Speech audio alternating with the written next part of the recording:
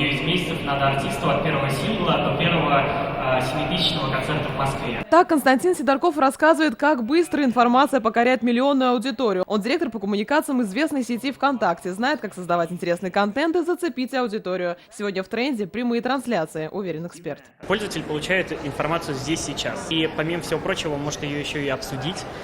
Во время прямых трансляций вы можете обратить внимание на то, что показатели по лайкам, по комментариям, они вырастают просто в десятки, сотни раз. И тебе для того, чтобы попасть в какую-то приватную беседу с блогером или популярным человеком, достаточно просто открыть приложение на своем телефоне, и вот перед тобой сидит Гарри Харламов в одной футболке. Видео, тексты, хэштеги, чекины, по ним сегодня можно отследить настроение аудитории, а бизнесу проверить, как пользователи относятся к их бренду. Светлана Крылова как раз из тех, кто мониторит и анализирует контент в интернете. Мы проводим большую аналитику, большое исследование, составляем матрицу, выбираем темы, на которые мы можем реагировать.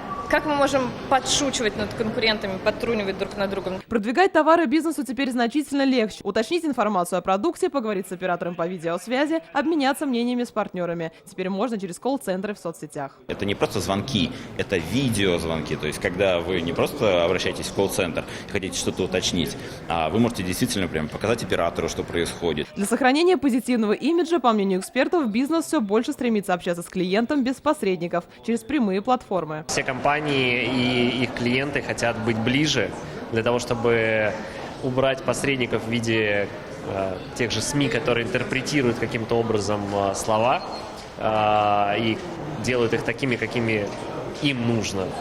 Для того, чтобы это убрать, и компании могли коммуницировать с клиентами тет-а-тет. Среди трендов есть и уходящие в лету. Один из таких – попытка сделать хайп. На этом традиционно увеличивают продажи и аудиторию подписчиков. Но, по мнению специалистов, российских граждан убедить не так легко. Аудитория точно чувствует, когда проект делается специально, якобы смешной, якобы вирусный, но там очень сильно торчат уши бренда. Вот это, я думаю, что уже не так хорошо работает. Благодаря развитию вообще коммуникации интернета мир СМИ, мир общения с людьми стал совершенно другим. Если раньше мы понимали, что вся монополия находится у СМИ, то сейчас каждый из нас может создать информационный повод.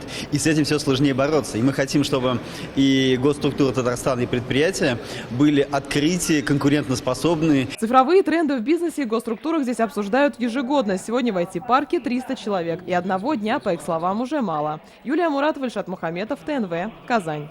Все новости дня, выпуски программы «Новости Татарстана», программы и фильмы на сайте tnv.ru и на YouTube-канале ТНВ.